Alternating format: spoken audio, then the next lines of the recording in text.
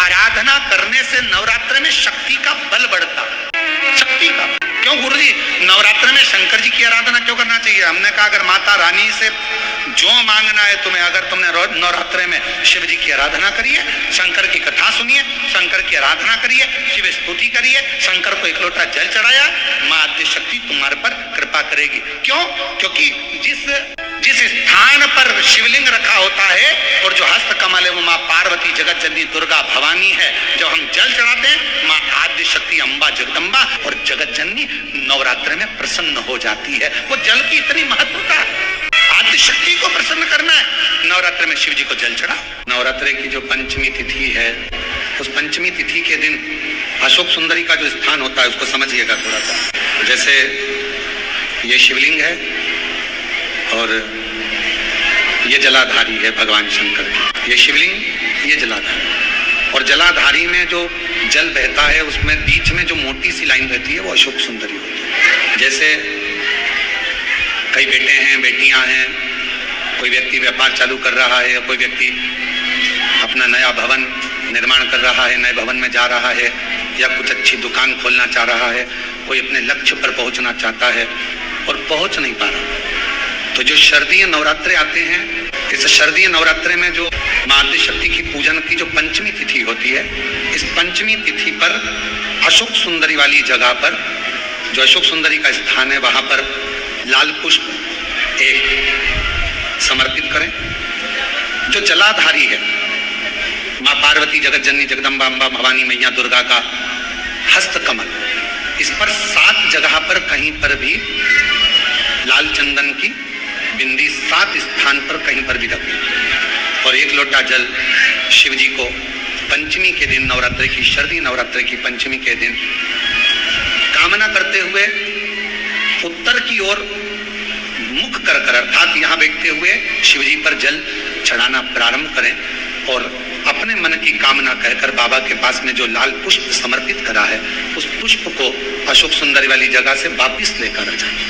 जिस लक्ष्य को आप पाना चाहते हो, अच्छी पढ़ाई कर रहे हो, खूब अध्ययन कर रहे हो, खूब मेहनत कर रहे हो, खूब पढ़ो, कोई दुकान खोल रहे हो, व्यापार चालू कर रहे हो, कोई नया कार्य चालू कर रहे हो, उस पुष्प को अपने स्पर्श कर या उस पुष्प का दर्शन कर आप एक बार जाकर देखो, आपको उस मंजिल तक मां आद्य शक्ति दुर्गा भवानी शिव पहुंचा कर।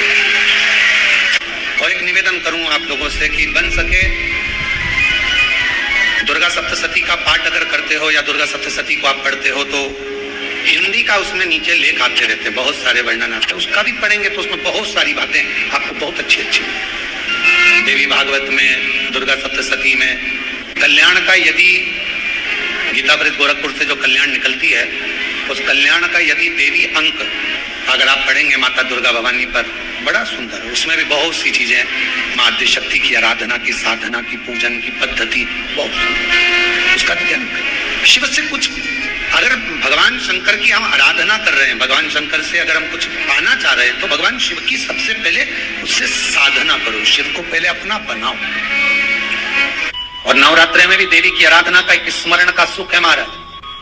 ज्योत का विधान है, नवरात्रि में देवी की ज्योत लगती है, अखंड ज्योति लगती है, जवारे बुआए जाते हैं, कलश लगता है, ज्योत का भी विधान है। जिसके यहाँ दिया अखंड जलाया जाता है, अगर वो दिए की लो, दिए की बाती अगर दक्षिण दिशा की होती है तो उसके घर में साल भर में एक घात जरूर होती है। जो दिया अखंड जलता है उसकी बाती का मुख दक्षिण का नहीं होना चाहिए।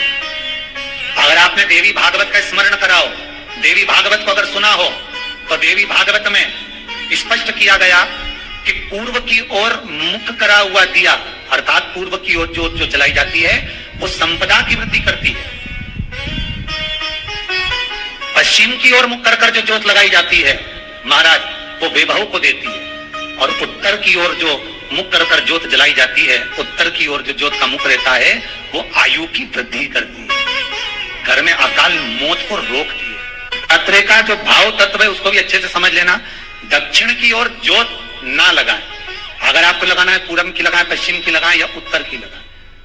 और जितने दिन महारानी जगदम्बा जगत धात्री दुर्गा भवानी, अब की बार माता जी घोड़े पर आई है, हर बार देवी बदल बदल के आती है, इस बार जो नवरात्रे आए वो घोड़े के आए, तो घोड़े पर जो देवी जी आती है वो समृद्धि को देने वाली आती है, लक्ष्मी की वृद्धि करने वाली आती है। जैसी घोड़े की रफ्तार होती है उस रफ्तार से लक्ष्मी घर में आती है। तो ये मत सोचना कि कोरोना महामारी ने हमको नीचे गिरा दिया या कोरोना महामारी ने रोक दिया, कमाई के स्रोत रोक दिया, धन रोक दिया, चिंता मत करना।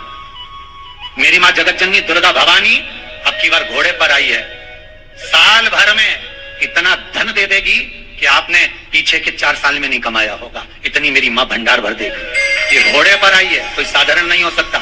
देवी भागवत में स्पष्ट किया गया, जब जगदम्बा मगर पर आती है उसका भाव अलग है, और जगदम्बा जब हाथी पर आती है उसका भाव अलग है, और जगदम्बा जब घोड़े पर आती है तो जगत को समृद्धिवान बना देती है, वैभव में कमी नहीं आती। अभी भले दुनिया के लोग अभी रोते हैं कि पैसा नहीं आ रहा, कोरोना महामारी ने सब तोड़ दिया, रोक दिया, पर चिंता ना करना, मेरी माँ अगर घोड़े पर आई है तो उसका सुख आपको जरूर मिलेगा। एक जरा सी मिट्टी की दुकान भी अगर आप खोल कर बैठेंगे तो चांदी और सोना के बराबर कमाएंगे, इतना धन देगी वो माँ, साधारण नहीं है मेरी माँ। तात्विक सुख का आनंद देने वाली, लाभ तत्व प्रदान करने। और नवरात्रि में भी अगर आपकी कोई कामना है, आपकी अगर इच्छा है, आपका मन है, तो जगत जननी की आराधना करो।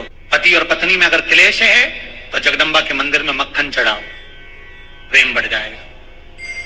आपको लगता है कि पति कोई अन्य स्त्री से लगा हुआ है या परिवार टूट रहा है, तलाक तक पहुंच गया है, तो माता के मंदिर में आप ध्वजा लगवाइए, उस ध्वजा पर मक्खन लगाकर लगवाइए, आपको लाभ मिले। यदि आपको लगता है कि बच्चे बहुत ज्यादा अपशब्द बोल रहे हैं, मुंह चला रहे हैं और प्रेम नहीं रख रहे, तो माता के मंदिर में लाल पुष्प, लाल चंदन और लाल चूड़ी माँ को समर्पित करिए, प्रेम बढ़ेगा।